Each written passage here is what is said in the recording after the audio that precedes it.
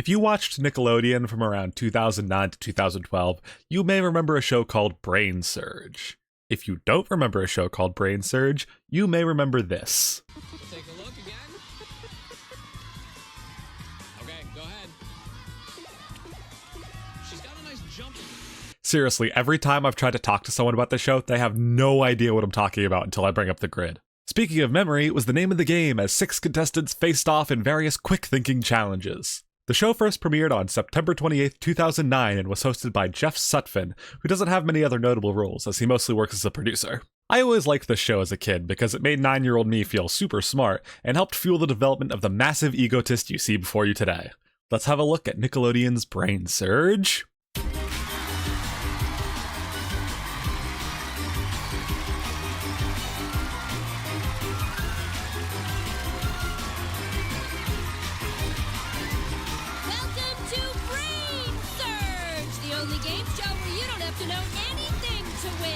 The game show where you don't have to know anything to win, huh? I suppose I'll let you be the judge of that. Here's your host, Jeff Sutphin!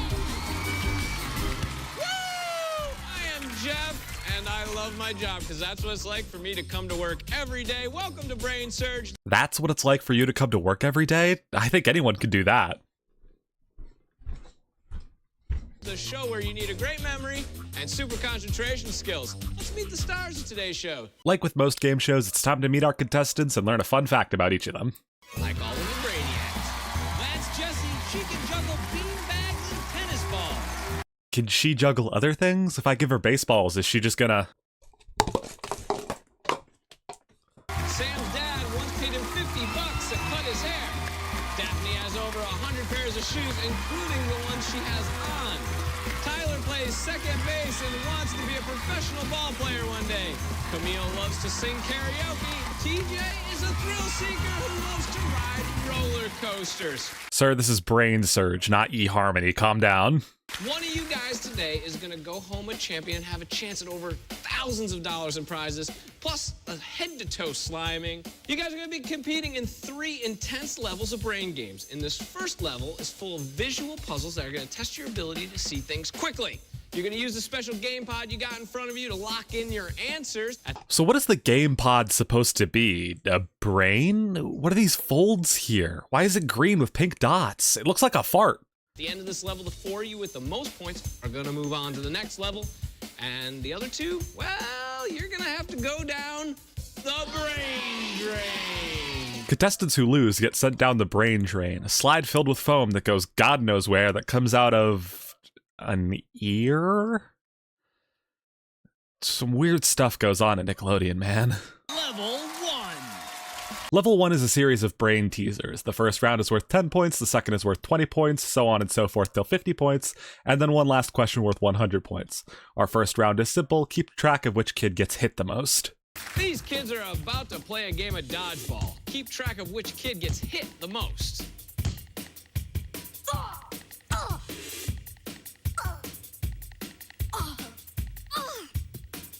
I do not think this is how you play dodgeball. All right, lock in your answers. All right, Tyler, I know you're a baseball player, but how do you fare in a game of dodgeball? Oh, say against Sam, TJ, Camille, Daphne, and Jessie. I'd beat them all. You'd beat them all. Oh, it was number 2 got hit the most. Let's see who got it right. Oh, Tyler and Camille. Tyler backing it up, backing up the top. This next puzzle is worth 20 points, and here it comes. There's a number on the side of this car. It's going to race by 3 times. As soon as you can identify the number, enter it on your game pod.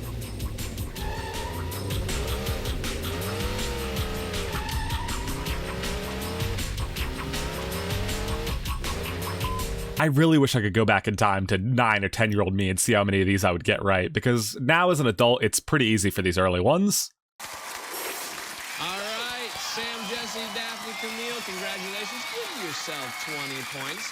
All right, TJ, we need you to get you on the board, and I got just the plan. It's called this next puzzle. It's worth 30 points. How you feel about that? That's what's up. I need the points. Yes, you do. Here we go. Take a look at these numbers. Which number is the largest? Enter your answer now. I feel like we give these kids a lot of crap, but being up on that stage is probably pretty stressful. Like, the only thing that makes this one hard is the time limit. This kid's about to ride a crazy roller coaster. See if you can count how many loops he does. I just realized something. Where are the kids even looking? We see the puzzle on that big screen behind them. Is there a second big screen behind the camera? There must be. That begs the question, where's the audience?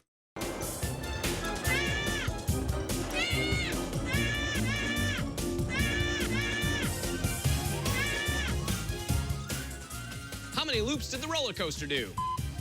See a lot of happy faces. Everyone got it right. 40 points across the board. I can't help but feel like despite the point values increasing, the questions are just getting easier. Look how many kids got each one right. Take a look at me in the upper right-hand corner. I'm on my way to my friend's house. Keep track of which house I go into.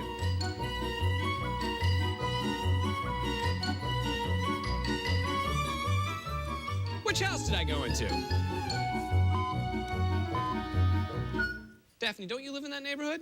Yeah, Yeah, which house was it? Do you know? number 3. House number 3. Kind of a weird question to ask a young girl, but props to her for following the bit. It was number 1. Who's gonna get 50 points? Let's find out who got it right. Oh, Sam is the only one who got it right. This puzzle is worth 100 points. Here it comes. I'm such a good boy. I'm gonna call my mom. Pay attention to the number I dial. Wow, way to dox your mom, Jeff. Oh, it's blocked.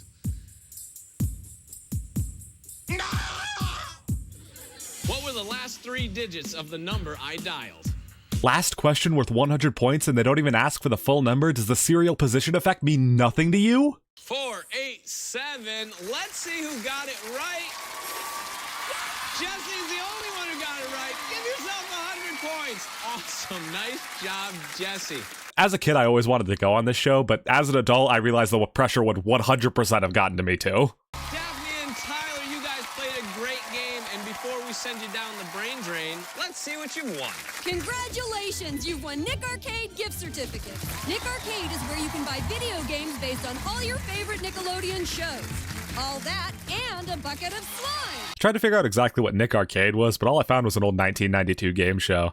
I guess I have another show I can make a video about in the future, but I'm still curious about the other thing. There's only one way out of here, and that's down the brain drain. If the brain drain is the only way out, does Jeff have to take it every day, or does he just live here? Tyler, Daphne, come on down. Go right through there. All right, Daphne, you're up. See you later, Daphne. Thanks for coming. When we come back, these 4 brainiacs are going to put their massive minds to the test on level 2. Don't go anywhere.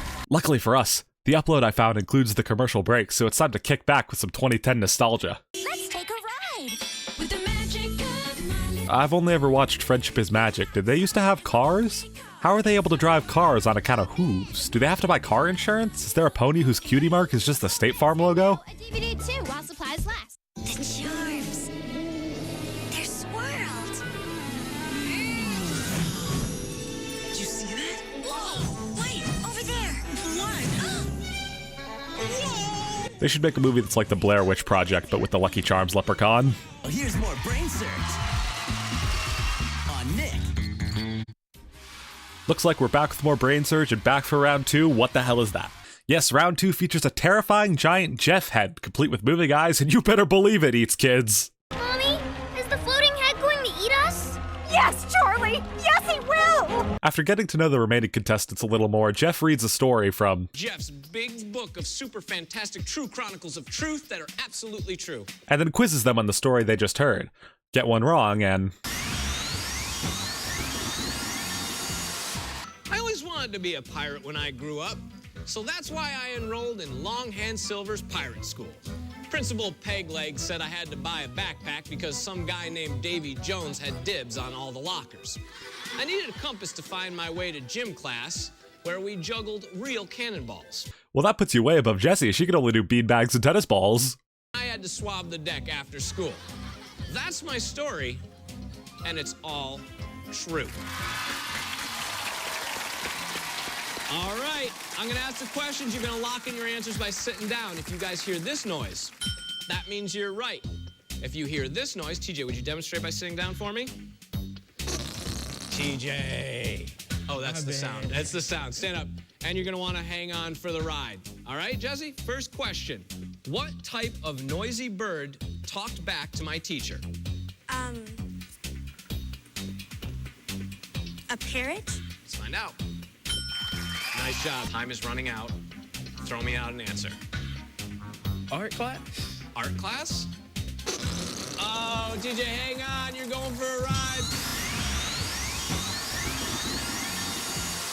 Yeah, so that's horrifying. I only vaguely remember the giant head. I guess my brain blocked out most of those memories for my own good. Jesse, what was the name of my pirate school? Longshore Silver. Longshore Silver. Oh, no, hang on. Well, that hardly seems fair. Sam and Camille answered just as many right as Jesse did. She just happened to go first. And what happens if they get through all the questions and at least 3 kids are still left? It's definitely possible. It's time for the knockout round, which is just a game of memory match. Not the most exciting stuff for our final showdown. Wait.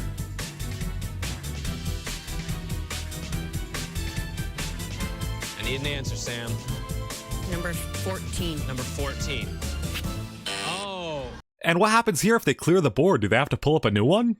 All right, Camille, you need to get this next match correct to win and eliminate Sam. All right, so pick wisely. 7 7 and 13. and 13. Let's see how you did. Well played, Camille. Sam, you played a great game. Have a seat. You got yourself a one-way ticket to the... Don't give me that. Oh, he's giving me the sad look. It's not my turn. Looks like Camille's our winner, partly because Sam went first, but it's time to give our contestants their prizes and send them down the brain drain. Let's see what TJ, Jesse, and Sam won for making it this far. Congratulations! You've won a T67 Trike scooter. The new T67 Trike carving vehicle is light, compact, and portable. It promotes fitness while you cruise without pushing or pedaling. The Trike T67. Oh, well, golly gee, you must look so cool riding on that. I can't imagine why that ever took off. I don't even know what Nick Arcade is, and I'd still rather have the tickets.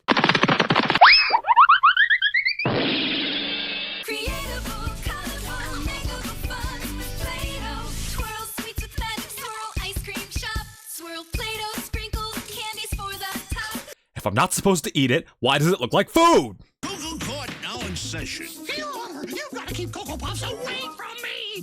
But why? It turns everything chocolatey, and they make me go cuckoo. Well, they're munchy and crunchy.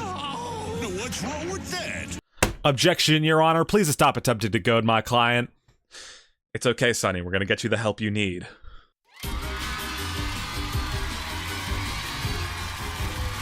It's time for the moment we've all been waiting for. The grid. You're about to play the final stage, where you could win thousands of dollars in prizes, plus slime from head to toe. I wouldn't exactly call getting slimed a prize. Oh, I'd rather you don't slime me if I win. And here's what you can win. Complete the 4x4 and win a karaoke system. Karaoke from Voca Pro, the portable karaoke system that includes pre-installed songs and memory cards. All you need is a TV and Voca Pro's karaoke system. Complete the 5x5 and win a computer. The Lenovo computer comes with a 1-year membership to Kidzooey. Kidzooey gives you access to over 1 million kid-friendly games, websites, and videos. Complete the 6x6 and win a Circus getaway! Stay at the Circus, located on the Las Vegas Strip, featuring dining, midway games, and circus acts. Plus, passes to the Adventure Dome theme park with 25 rides and attractions. Now, you may have noticed our contestants aren't walking away with cash, but rather prizes that are provided by Nickelodeon or people who are definitely just trying to sell their product. A karaoke machine and a computer are great, especially because Camille loves to sing karaoke. But a trip to Circus feels more like a prize for her parents than for her. All right, there's once. Here it comes again. The clock is going to start when you make your first step. All right, whenever you're ready. She's off. Why does it sound like the Undertale item noise? So here it is, the infamous grid. She gets 90 seconds to remember and follow the path on the 4x4, 5x5, and 6x6 grid. Like I said, every time I talk to someone about this show, they have no clue what I'm talking about until I bring up the grid. From the couch, it looks so ridiculously easy, but the kids are always making the stupidest mistakes. And it's weird to me, we know these kids are sharp, hell, the story and the memory match are way harder than this. I'd honestly be more inclined to believe that the kids are told to mess up a little rather than they're actually messing up this badly. But maybe the pressure really does just get to them. It definitely would have gotten to me. You got time. You got 40 seconds left on the clock. She's off and running. Go. There you go. 30 seconds left. This is where she messed up last time. She's got it. Things are looking good for Camille. She's got it. Go. Stop the clock. Camille, you got it. Oh, you got the karaoke. So despite the fact that I said that, Camille does kind of destroy on the grid, winning the Vegas trip and the sliming. I'm happy for her. But thinking about Camille's parents brought me to a question. Where are her parents? And bringing us back to, where is the audience? Don't you think we would have seen them at any point? This is when I realized the shocking truth. There is no audience. All the applause and laughter we hear is just added in post. This was confirmed for me when I was scrolling through the shockingly extensive BrainSurge wiki and saw this. The audio of the audience saying, "Ew!" from this episode would later be reused in several episodes in Season 2. Shame on you, Jeff. I trusted you. Well, I had a point to make about the kids making stupid mistakes, but the episode I randomly picked had a lot of the kids actually do really well. I definitely remember not every episode going this smoothly. 10 seconds is up. Mario, why don't you give me your first number? 1. 1, okay. And 12. And 12? Oh. Oh no! Quick, come back. We'll take a look again. Okay, go ahead. She's got a nice jump. She pounces. It's more of a bounding than a stepping. Yeah, I think you get the point. That was Nickelodeon's BrainSurge. The show ran for 3 seasons of 40 episodes each, and if you want to watch it for yourself, it's almost all uploaded to YouTube, except for a few episodes, which are now considered lost media. Thank you all so much for watching. Make sure you subscribe so you can catch future videos when I put them out. Remember to stay hydrated, and farewell.